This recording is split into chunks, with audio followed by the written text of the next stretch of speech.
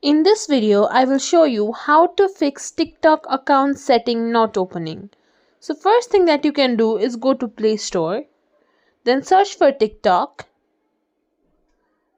Here, check if any update is available. If there is, then update your app and try to relaunch it. Next thing that we can do is check our internet connection. Make sure that you're connected to a stable Wi-Fi connection. And you can also try switching between mobile data and Wi-Fi. The next fix that you can do is go to settings. Scroll down until you find apps. Click on it. Then go to app management.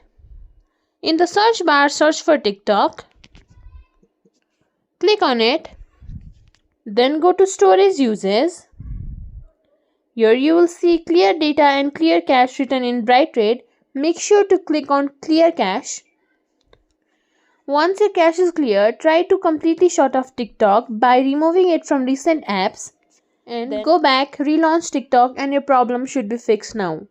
If you think this video was helpful, please like, share, subscribe to our channel and leave us a comment down below. Thank you for watching.